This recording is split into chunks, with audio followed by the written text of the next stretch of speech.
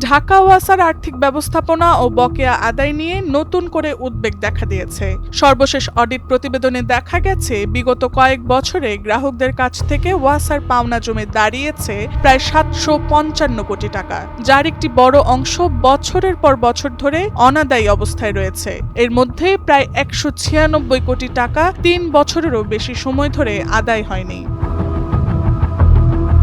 ঢাকা ওয়াসার বিপুল এই বকেয়ার অধিকাংশই বিভিন্ন শ্রেণীর বড় গ্রাহকদের কাছে আটকে আছে। অভিযোগ রয়েছে, প্রভাবশালী প্রতিষ্ঠান ও বড় গ্রাহকদের ক্ষেত্রে বকেয়া আদায়ে কঠোর পদক্ষেপ নিতে না পারায় বছরের পর বছর ধরে এই পাওনা জমতে জমতে এখন তা বড় আর্থিক চাপে পরিণত হয়েছে। রাজস্ব বিভাগের কর্মকর্তাদের সাথে কথা বলে বকেয়ার বিষয়ে স্পষ্ট কোনো ব্যাখ্যা পাওয়া যায়নি। এতে সংস্থাটির অভ্যন্তরীণ তদারকি, তথ্য ব্যবস্থাপনা এবং জবাবদিহিতা নিয়েই প্রশ্ন উঠছে।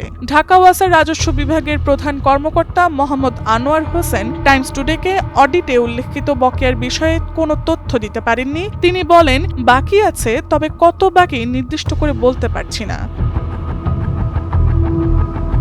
ওয়াসার রাজস্ব কর্মকর্তা ও জোনাল প্রধান রফিকুল ইসলাম টাইমস টুডেকে বলেন, এই বিষয়ে কিছু জানি না, তবে প্রতিবেদনটি দেখালে বলতে পারবো।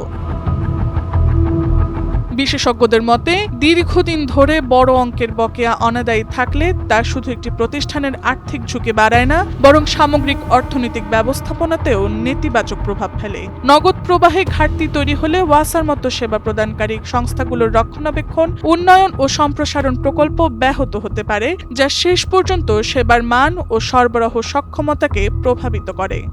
Tasnuva Sanjida, Times today.